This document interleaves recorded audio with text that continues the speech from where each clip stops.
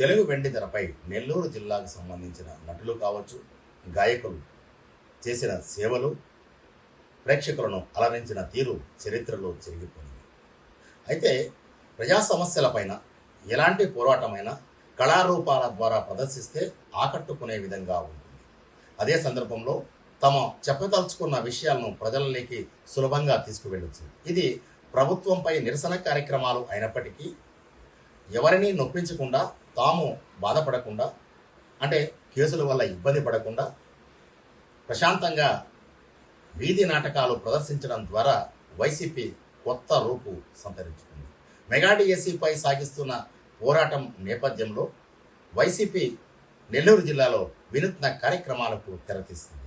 రాష్ట్ర ప్రభుత్వంపై విద్యా దీవెన, నిరుద్యోగ భృతి, అలాగే ఇతర కార్యక్రమాలకు సంబంధించి హామీలు ఇచ్చి అమలు చేయకపోవడంపై వైసీపీ వినూత్న రీతిలో నెల్లూరు జిల్లాలో వీధి నాటకాలకు తెరతీసింది.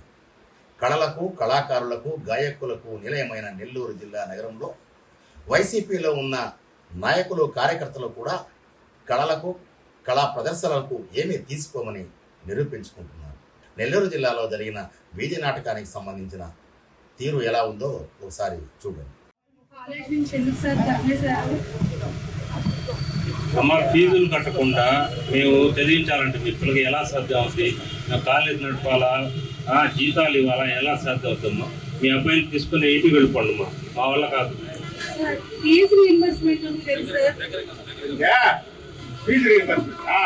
ఏమన్నా రాజశేఖర రెడ్డి గారు గవర్నమెంట్ లో అప్పుడు ఆయన ఫీజు రీయింబర్స్మెంట్ పెడితే లక్షలాది మంది ఇంజనీర్లు అయ్యారు. అలా జగన్మోహన్ రెడ్డి గారు వచ్చిన తర్వాత ఆయన కంటిన్యూ చేసి అందరు ఇంజనీర్లు కాలేజీలు ఫీజు రీయింబర్స్మెంట్ చేస్తుంటే చదువుకుంటున్నారు. మాకే జీతాల్లాగా మేము పట్టండి హెడ్ పని నేను అవసరమా? కదమ్మా, జీతాలు మేమే జీతాలు ఇవ్వలేకపోతున్నాం. ఫీజులు చెల్లిస్తే మేము ఫీజులు చెల్లిస్తాం, ఫీజులు కూడా కట్టించి మన ఉద్యోగస్తులు వాళ్ళు కూడా జీతాలు ఇవ్వగలం. నిరుద్యోగ వృత్తి అయినా వస్తుంది సార్, దాంతోనే చదివించుకుంటాం సార్ మేము. నిరుద్యోగ వృత్తి 2014-19 మధ్యలో చంద్రబాబు నాయుడు గారు నిరుద్యోగ వృత్తి ఇప్పుడు అంటే ఏ మీరు ఈ నిరుద్యోగ వృత్తులు ఎన్ని. నెల్లూరు నగరంలో వైసీపీ నగర అధ్యక్షుడు ఎమ్మెల్సీ పర్వతిరెడ్డి చంద్రశేఖర్ రెడ్డి, నెల్లూరు జిల్లా వైసీపీ అధ్యక్షుడు మాజీ మంత్రి కాకాణి గోవర్ధన్ రెడ్డి, ఆ పార్టీ నాయకుడు ఆనం విజయ్ కుమార్ రెడ్డి తదితరుల సారథ్యంలో నిరసన దీక్షలు జరుగుతున్నాయి. ఈ కార్యక్రమంలో రాష్ట్ర ప్రభుత్వం ప్రధానంగా 2024 ఎన్నికలకు ముందు ముఖ్యమంత్రిగా నారా చంద్రబాబు ఇచ్చిన హామీలు అమలు చేయడంలో వైఫల్యం చెందారు. దీనివల్ల ఎదురవుతున్న ఇబ్బందులను ఈ వీధి నాటకం ద్వారా ప్రజలను ఆకట్టుకునేందుకు వైసీపీ ఈ కార్యక్రమాన్ని ప్రదర్శించింది.